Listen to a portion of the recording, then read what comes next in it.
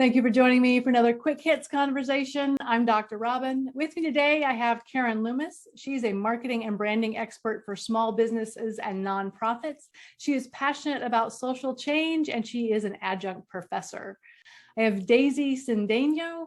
She has spent 20 years as a communication coach and broadcaster, specializing in the Latino market. I have Dr. Cole Galloway. He says he's a recovering academic. He's working in social justice and disability, primarily with babies. And I have Michael Davis. He helps business leaders and speakers improve their speaking. He is the founder of Speaking CPR. The question I have for you today is, how are communication skills and interpersonal skills related? Karen, kick us off.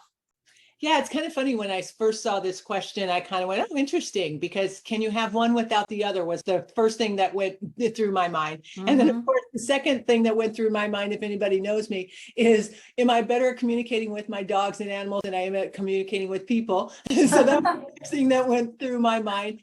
And what I feel like and myself is that you can be a great communicator, but you have to have some interpersonal skills and able to do that. Because you can't be a communicator if you're communicating and you're tone deaf and not recognizing the responses of what you're saying to people around you. The key to communication is picking up all these nonverbal and all these other clues that kind of help you understand, how are people receiving the message? Are they receiving the message, and are they getting that message accurately? I love that. I've been a speech and presentation coach for 15 years.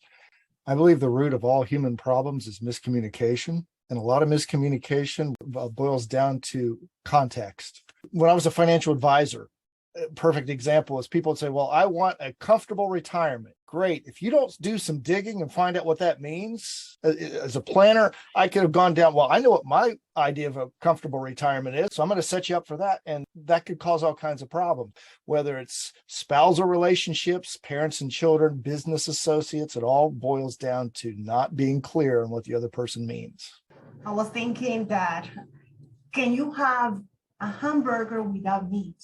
It's like, it's not a burger. You know what I mean? Uh-oh, I'm vegan, so we could have a whole conversation about that.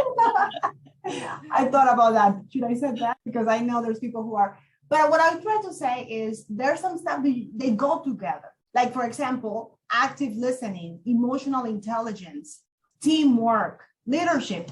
Communications is leadership. When you decide, okay, I'm going to work on this, I'm going to try to communicate effectively, you need to connect with all of these dots that make you an effective communicator. So you need it as part of the journey. Even emotional intelligence, how to read yourself, how you are reacting, your triggers, and how the person in front of you is also reacting. So yeah, they work together. You cannot have one without the other. Interesting. Yeah, and Robyn, as usual, I'll take a step above this level or organization, that communication is more than just me to you. It's the environment that is created. It's a communication-rich environment, an open environment. And for interpersonal skills, does the culture that was created really allow you to show up authentically? Does it allow you to flex all of your skills?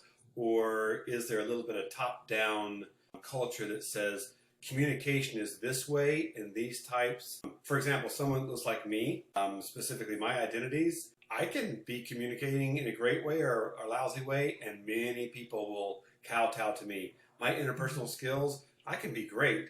Internally, I can say I'm great, and everybody around me is great. Do I create a culture where everyone's allowed to flex their communication and interpersonal, or did I cannulate that?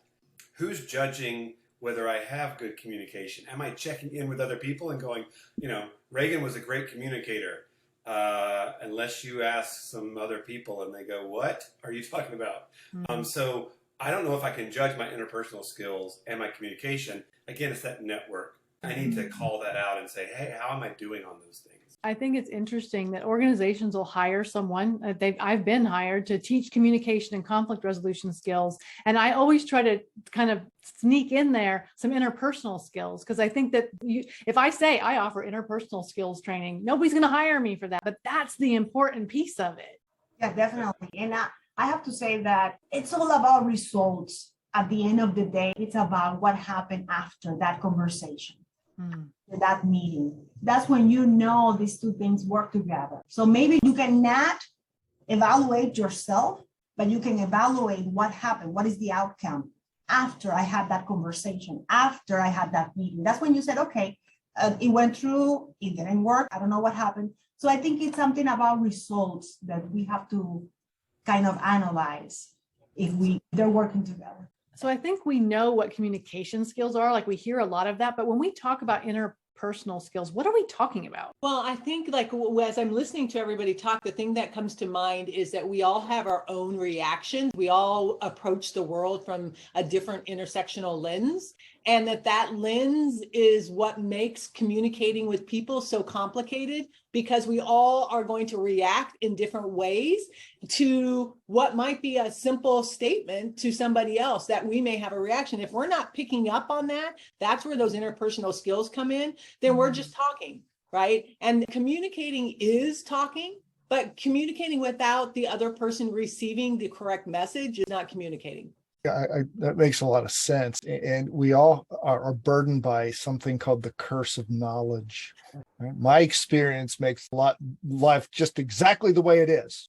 And if we're not willing to say, maybe I'm not right in this assumption because I haven't walked your journey. That's why I'm so big on storytelling. It's a key part of what we work on. Is I believe if every person in the world could sit down with somebody not like them and for 5 minutes listen to their story, it would take a lot of the tension out of life, because we would start to understand and connect at a deeper level and get out of our own head and say, well, my way is the only way. I think Michael hit on a key there. Is when I'm listening to you all, am I believing? Am I thinking? What am I doing during that listen? Am I thinking about the next thing I say? Or am I open to the fact that Karen's about to drop some wisdom that I won't even understand? Like Daisy said, like it may be a couple of days and that bomb goes off, like, are we open to that? And have we created that for everybody at every level where anyone can come up and go, I've got a great idea.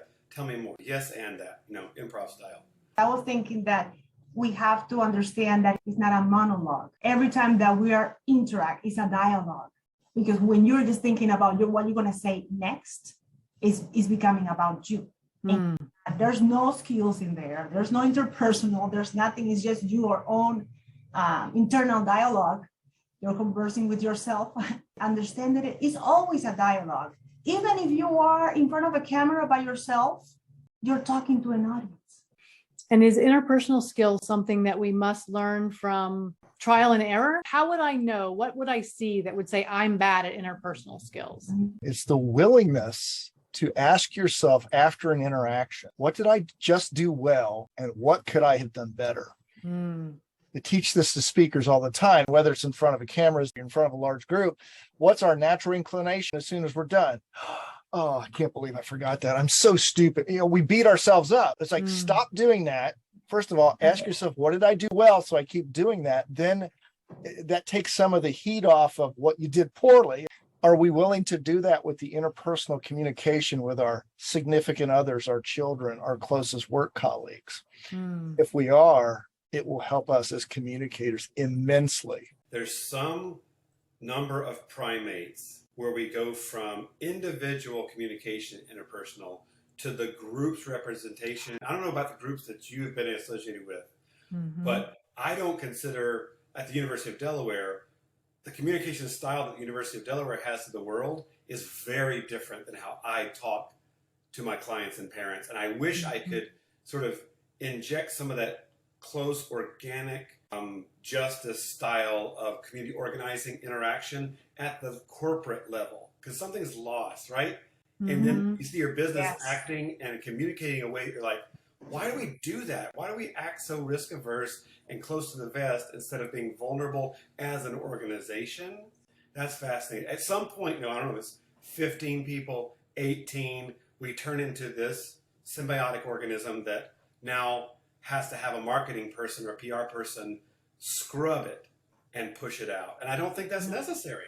There is science around that says that there's a number where it goes from I'm talking to you to I'm talking to the masses and let me, but I think that being a good communicator is remembering you're always talking to one person. And I think that's a really good place for us to end our 10-minute conversation. Thank you so much for having this with me. And I look forward to speaking to each of you again really soon.